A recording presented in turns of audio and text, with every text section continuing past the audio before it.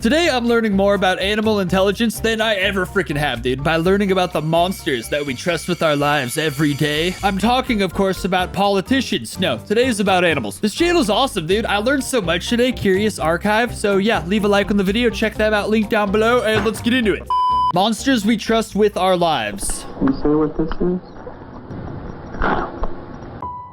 For as long as I can remember, I've had this belief that I need you to hear me out on. If I came face to face with a monster, or even a regular wild animal, there's a part of me that thinks I could reach out my hand and they would understand not to bite. We would lock eyes and instantly communicate mutual respect. They would know me. Okay, and to be clear, I recognize this is insane. 99% of me is aware that that animal's snout is not trying to sniff out friendship.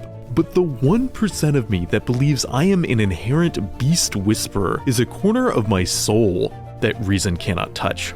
And it would be fine if this was just a me thing, but across storytelling and history is evidence that in the pit of the human heart is the conviction one can intrinsically know the nature of a beast. Is that why everyone does that? I always reach out and pet animals knowing that I'm gonna have to whip my hand back any millisecond they try to bite me, but they're so adorable you have to go for it anyways. But there's in no way am I thinking we're sharing a kinship where we're now at peace. I'm aware I'm gonna get bit any second and I'm willing to rip my hand back in a millisecond as I do it is kind of the thing. And I think it's beautiful.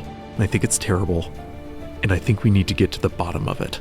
What? Self-awareness. What does that mean? Why am I self-aware? You are probably conscious. Your brain just processed the word you and went, hee hee, that's me. Other humans are also probably conscious. They can, seemingly, do the same thing. But is this guy conscious? Let's ask. Harder to say. Obviously, animals are aware enough to eat and move and reproduce, but are they self-aware? As in, aware that they exist as a distinct unit of sentience? That's why animals are so peaceful. They don't know they're gonna die. At least most of them don't. I'm near positive of it. It's so peaceful not to know that you're gonna die one day. Is this an existentiality that they ponder? We aren't certain. We can't ask them.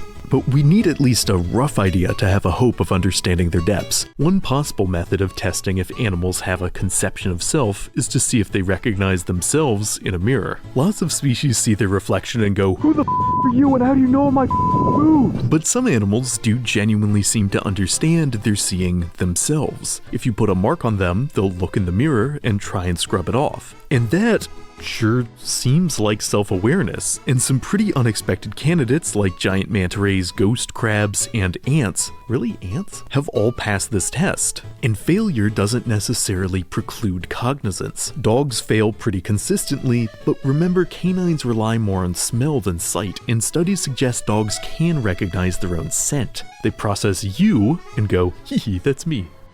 There's still obviously a lot of unknowns to cover with non-human intelligence. Indeed, these self-awareness tests might seem kind of inexact, but trust me, they're downright revolutionary next to many archaic worldviews of the minds of beasts. What the hell? Descartes believed wild animals were physical bodies that lacked consciousness altogether, and if a creature made a sound of discomfort, it was a mere mechanical reaction, like air escaping a tire. Medieval European bestiaries weren't much better. Species were so poorly understood, they were lumped in with full-on mythical monsters, which is why there's still some slippage with the word beast between real animals and imagined ones.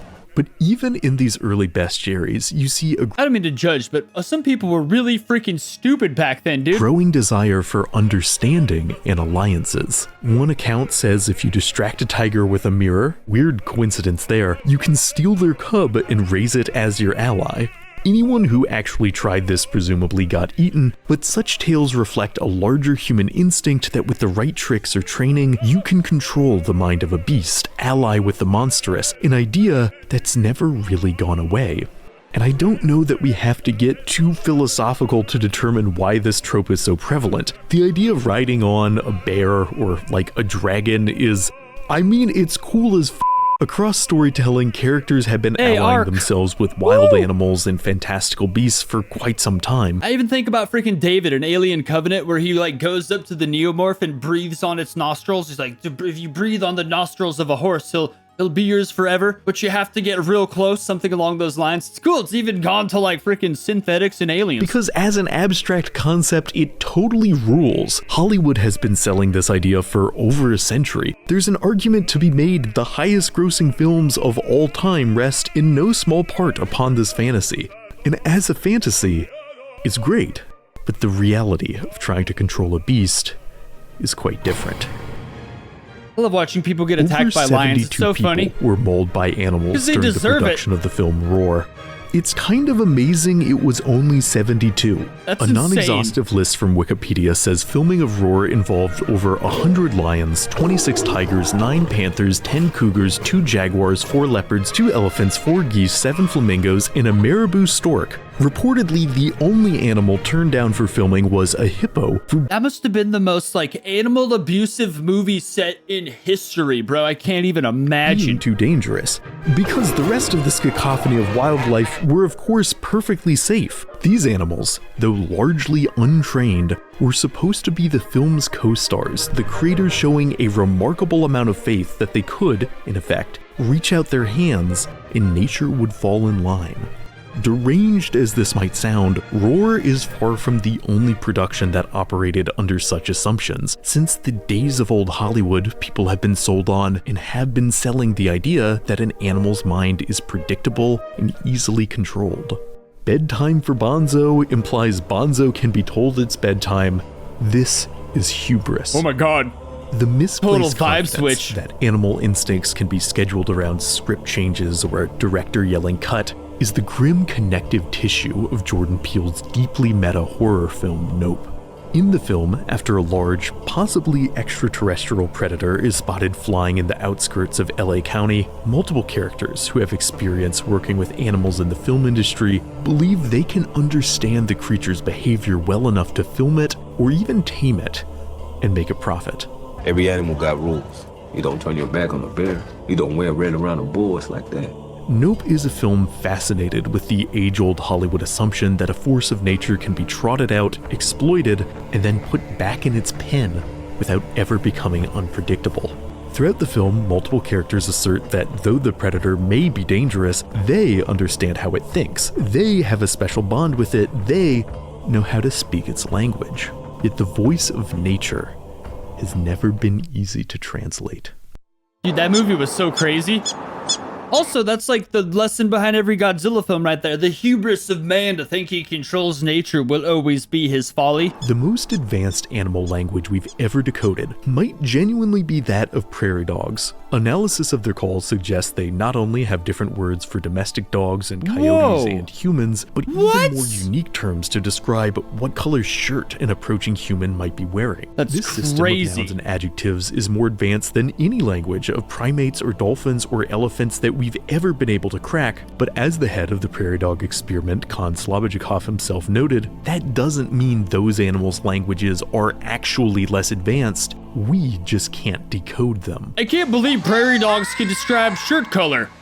It's an appealing fantasy that the smartest animals would communicate the way we do. Indeed, when animal languages don't match our own, it's often taken as proof of their unintelligence. In the wild, chimps might use upwards of 400 word-like vocal sequences, and through synactical combinations, it's possible their vocabulary is far greater, but since the structure is difficult to translate, more effort has been put into trying to teach chimps our language, and their shortcomings with human speech are how we tend to measure their intellect. By the age of 6, Vicky's spoken vocabulary consisted of 7 words. It is certainly true that chimps and gorillas have struggled more. What do you mean with that learning monkey was sign saying language 7 than words? Some sensationalized accounts suggest. However, I think correlating an animal's ability to commune in human language and their relative intelligence is prone to bias. Oh my god. About your audition.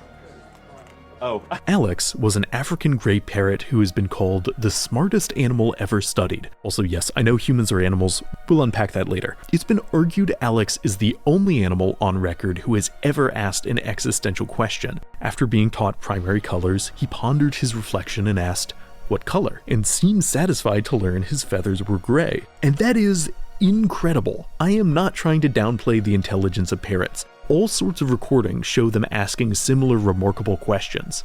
What's this? These are keys. What's that made of? Many bird species are much more intelligent than we give them credit for, but I do think it's worth flagging the fact that the one animal we've managed to record asking an existential question is an animal that can mimic human speech. Studies have claimed apes have never asked any question, but really all we can say for certain is that they've never asked a question in our language. That's why I was like, he's like, what color? I'm like, what if he just heard a human say that? He doesn't necessarily know what he's asking. I'm not like diminishing the accomplishments also. It's just, it's a parrot, you know? Like if no one had said that around the parrot, perhaps, but someone might probably did. So likewise, after years of training, elephants have only been able to say around 5 words. But they and other animals don't necessarily have the right physical structures to speak our language. Is that an elephant speaking Chinese? I didn't pick up what language that was, but is that, what the hell? So that moment in Planet of the Apes when Caesar says, no, that wasn't even impressive. This elephant can say way more stuff. And more fundamentally, they don't necessarily want to. We think elephants communicate ideas with a combination of movements, touch, and infrasound rumbles that humans can't hear, and even give themselves individual names. Yes, elephants, like apes, have been largely unable to speak human, but we have been largely unable to speak elephant. Assuming that a species limited under— No way did he just miss that. No way. God, humans are so embarrassingly stupid in this video. How do you miss this throw? Assuming that a species' limited understanding of human linguistics beyond simple commands is the sign of a basic, predictable mind is often not only mistaken, but deadly. There are countless horror stories of animals who were supposedly happy to follow the orders of their trainer until they unexpectedly turned on their human counterpart. To be honest, the trainer one's sad. If you get attacked by a monkey, it's probably because you imprisoned a monkey. I guess like you could take it for like raise an orphaned baby chimp trying to do good for animals, but still, with that one that attacked that lady, it's because they fed it a bunch of barbiturates and it eventually grew a tolerance to its freaking Xanax and couldn't be sedated anymore, and then just ate the lady. But the SeaWorld one's kind of sad because obviously the trainers don't make the decisions for the orcas. Obviously the trainers don't want them in tiny tanks. No, that's like the owners, but the trainers got attacked instead. Should have been the owners getting attacked, bro. I think such stories are often unfairly held up as proof of the animal's lack of intelligence, that at the end of the day their minds run on savage instinct, not intellect. But many of the species historically made to perform in beast tamer theaters have remarkable capacity for in-species communication, but commands aren't the same thing as communication. Even if you can condition an animal to respond to a gesture, that doesn't mean the animal understands or likes you. If you got grabbed by like a group of intelligent octopuses and they taught you to do tricks for their amusement in a tiny enclosure with no enrichment, would you consider them friends? Would they understand you? And if one swam close enough, how polite would you be? And yet, despite this thought experiment, I love this guy. I can't deny there's still a part of me that wants to believe that a mighty beast could be a friend, could have their violent potential tamed. What am I looking at? People have laughed, myself included, about how in the Jurassic World films, sticking out your hand can apparently calm even an untrained dinosaur, a little bit of belief flares up in my soul every time I see. See, that is the only part of that whole thing I believed even a little bit, because like I've had dogs come up to me trying to attack me, rabid dogs, and it's the same way I calm my dog down. I just put my hand out. It's like a dominance thing. It's not like we're friends. I put my hand out. We're good now. It's like I'm big man. I'm in charge. I don't know. It's hard to describe, but it does seem to work with animals. Because it's a hand gesture I recognize, a universal symbol of reaching out that in my mind. That's where it got dumb as hell. God, I forgot. Never mind. When Dr. Grant and the little girl's doing it too, it's like, okay, it's not even a dominance thing anymore. Now it's just stupid. Mind transcends verbal language, even though I'm aware there is no way another species would just inherently know what such a gesture is supposed to mean. It takes a kind of mad faith to believe that a predator's instincts could be overcome with a wave of the hand. Although, I forgot what it is, but there's something we share with dogs. Like how if like I have a German Shepherd, I don't even give him verbal commands. I would just point where I want him to go, and then I just kind of command him with my hands. There was a reason for that, like pointing. We and wolves had something in similar regarding that. It was like one of the reasons we got along so good together as species. It was the whole thing. So I don't know. We do share some gestures with some animals. Of course, I have the benefit of not having to provide proof right now. I could just yell things. This gentleman does not have that. But sometimes, mad faith is all you have left. The first time I ever saw a trailer for the film Life of Pi, in which a boy is stranded at sea with a tiger, I didn't watch that movie because it doesn't have Batman. Said something I've genuinely never forgotten. That is the stupidest shit I've ever seen. Why doesn't he just kill the tiger? So first off, I'm still not sure how this dude thought a starving, unarmed boy could kill one of the deadliest predators on four legs. And second off, though I'd at that point not read the novel by Jan Martel, I was already vaguely aware the tiger is obviously kind of a metaphor. That second point is actually worth unpacking a little further, because regardless of how literally you choose to interpret its central feline, Life of Pi genuinely does have a fair bit to say about non-metaphorical human-animal relationships. Animals do not think like we do, is not your friend. In both the film and the novel, Pi's father is a zookeeper who takes a cautious and rationalist approach when it comes to connecting with animals. But Poor Pi, goat. a thrice-converted, deeply religious individual, cannot help but hold a loftier view of the zoo's denizens. That is not to say that after unthinkable tragedy strands him in close quarters with a tiger, he's entirely naive about the dangers the animal poses, but as the days turn into months, it is impossible for such a boy not to attach emotional and spiritual significance to their relationship. Part of what makes Life of Pi such an effective narrative is its ambiguity. It is not clear if the tiger has any reciprocal connection to Pi, its thoughts remaining truly opaque. When you look into his eyes, you are seeing your own emotions reflected back at you. Nothing else. Pi does, for Honestly, the sake deep. of survival, have to train the tiger. But again, is that communication? Does he ever truly manage Damn, to dog. speak to it? Many of us will never be in a situation where our lives depend on negotiating an uneasy partnership with a real flesh and blood creature. More than perhaps any time since the dawn of animal domestication, a greater degree of separation exists Whoa, she's between going the to town average on those human things. and the average animal. And in contrast to past eras of Hollywood, at almost no point in Life of Pi was a real tiger on set with the actors, which, for safety reasons, to be clear, was a very smart move. That's why I never watch behind the scenes on anything. A digital puppet of an animal can of course hit the marks we expect with a human-written script far more easily than the real thing. What am I looking Likewise, at? I can easily bond with horses in video games. They You know what? I need to know if that actor playing the dog has a kink in this sort of thing. In fact, I need to know if every animal character behind the scenes has a kink for that sort of thing before I could enjoy a film ever again now. respond to my commands, whinny clearly to show their emotions, but while I've always very quickly gotten attached to virtual equines, I've never been able to connect so well to real horses. They bite and kick and instinctively know I'm not in charge, delivering huge blows of reality to my beast whisperer fantasy. It's easy to love a creature coded to be on its best behavior. It's harder when they're actually autonomous. The paradox of the griffin Trico from the game The Last Guardian is that someone programmed that animal to be an asshole. They could have made Trico perfectly behaved. Indeed, for a game all about the emotional bond between the player's character and Trico, you'd think they would have, but they didn't. And I think that's significant. The game follows the story of a young boy and griffin both trying to escape a perilous valley, and like Life of Pi, the relation between human and predator is extremely tenuous. Trico will not listen to your commands with consistency and will violently lash out at unexpected times, and yet you don't have much choice but to work together. The only way out is through this partnership, and if you keep pushing through the frustration and fear, you'll form a truly meaningful...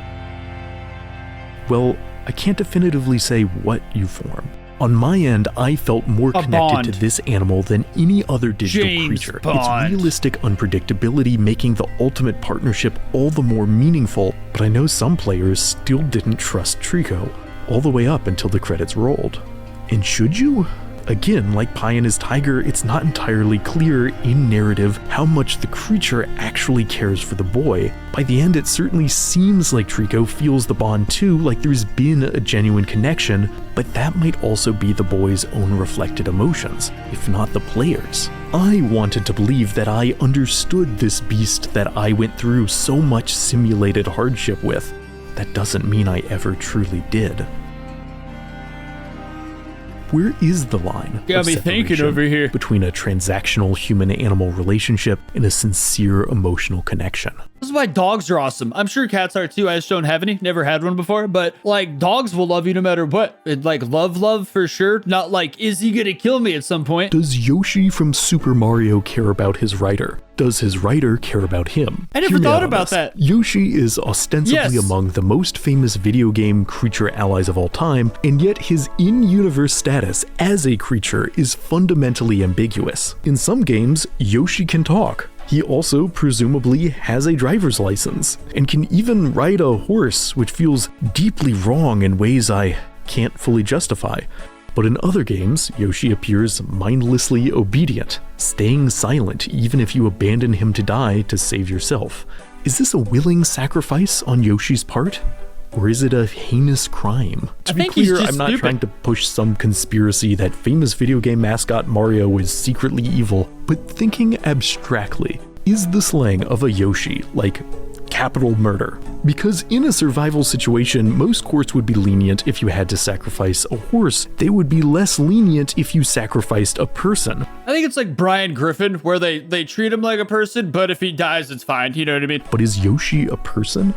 Or does his occasional inability to object to being slaughtered like a beast make him a beast? Oh my god, bro. Whether or not an animal is considered worthy of protection often comes down to their ability to communicate. Clever Hans was a horse that achieved recognition for being able to understand when his owner asked him math equations and could seemingly even solve them. But Hans's comfortable life of fortune came to an end once it was discovered he was actually reading the micro-expressions of the people asking the questions, noticing subtle changes in their demeanor upon reaching the right answer.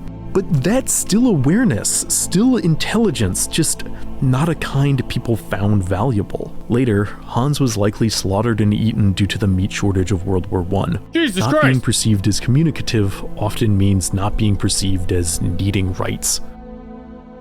A That got recurring dark as argument hell. I've seen when it comes to the relative value of animals is that while some species might be capable of limited symbolic communication, genuine language is something unique to humans, and it is what truly elevates us. And all cards on the table. It depends what you define by genuine language, I suppose. That's seeing things through our own perspective. I simply Perhaps. do not buy this. For one, Okay. recent statistical studies suggest whale communications have a grammatical structure very close to complex human sentences, that these are social creatures with a capacity for capital L language, but more fundamentally, okay, say that it's true. Well, good thing certain countries are still hunting them in droves. Good God, man. Say that despite all evidence to the contrary, no animal communicates quite like we do. Can we confidently assert that this makes them less consequential, renders the connections they form less meaningful? Here's a thought. I haven't told any woman I've dated any of my emotions in like half a decade. There's a chance a bunch of animals communicate way better than I do. An orca mother once carried her dead calf for 17 days and 1,000 miles, refusing to let the body disappear below the waves. And do we need proof of communication to know that is grief and that is love? That is Not pretty all sad. species think like we want them to. Not all species want to be our friends like we want them to. But does that make them less important? I feel like we're like the annoying tourist of the animal world, where we just try to befriend everything and everyone's like, dude, we don't like you around here, go away. And we're like, but come on, let's be friends. That's us I've for sure. always appreciated media that acknowledges that yes, nature can be uncommunicative and violent and unfamiliar, and yet is still of profound significance. Few works of art in recent memory capture this truth better than Genndy Tartakovsky's Primal. Though on paper its story about a caveman and a dinosaur learning to trust each other might seem like something from a B-movie or like The Flintstones, in motion, Such an Primal incredible is TV a show. uniquely raw and poignant treatise on the relationship between the human and non-human. Spear and Fang, the caveman and dinosaur, are not meant for a peaceful coexistence. They are both quick to anger and distrustful and poor communicators, and yet bonded by shared grief. They attempt to navigate the world together, a world where violence is the only path of survival and alliances rarely endure. But Spear and Fang's relationship does endure, strengthening through every selfless act performed on the other's behalf. Though they think differently, though they may never truly know the other, there is trust there, even though their alliance unarguably carries inherent risk. And while Primal is obviously not historically accurate, Isn't this We don't know that. Wait, no, I guess, yeah. I forgot there's like zombies and bat monsters. It's not accurate. kind of a true story? That's fair. Humanity's story? For all I've said about the dangers of trusting a predator, I wanted it humans to be did real. manage to pair bond with wolves, an alliance that by nature's standards is an all-time success. Someone successfully reached out long ago to a predator, believing they could know the heart of a beast, and they might have been right. I mean, sure, you can claim that humans and dogs still don't truly speak the same language, but I don't know, I think we kind of do. Humans are animals, and there's evidence we're not the only animals that have this strange instinct to seek out alliances, even though it can be risky. Species have been observed bonding with species they have no established symbiotic link to, and that kind of makes me wonder if, like language, the desire to commune with something unfamiliar goes beyond humans. I think a lot of those animals were also raised as babies in captivity amongst those animals, which kind of raises the whole nature versus nurture type thing. Maybe the street goes both ways. Maybe whales debate if we're capable of meaningful communication or self-awareness. I hope they think we are. And I hope that they're right. Whales probably talk mad smack, dude. You know, I will say, I learned a lot about the intelligence of apes and monkeys and dolphins and whales and crows and dogs and about 100 other animals while making this video, and now I can't stop wondering who's gunning hardest for our job. That is to say, if something were to happen and humans vanished, which animal is most likely to take over as civilization builders? Cockroaches. You can watch me try to figure this out right now in a full second video only on Nebula. This is interesting. I genuinely want to look into this. Maybe I should just move to Nebula once YouTube eventually sinks. This video is definitely freaking super interesting. I love this channel, bro. I learned a lot from this video so far today. But I do maintain it's going to be cockroaches, because cockroaches are the main thing that's going to survive like nuclear fallout. And that's what's going to be the most like logical thing that wipes us out probably. Nuclear fallout, then crop shortages and all that kind of stuff. So then wages the water wars when the majority of animals die on the planet. And it eventually all dries up into some disgusting husk until nothing's left except cockroaches, a few bacteria, and like Twinkies. And then eventually, over millions of years, the cockroaches evolve into some sort of humanoid beast that's fit to repopulate the planet. And then eventually they nuke it, and it goes like that forever. But yes, if you guys want to see more stuff from this channel, they are linked down below. Honestly, genuinely a very informational channel. But yeah, see you next time.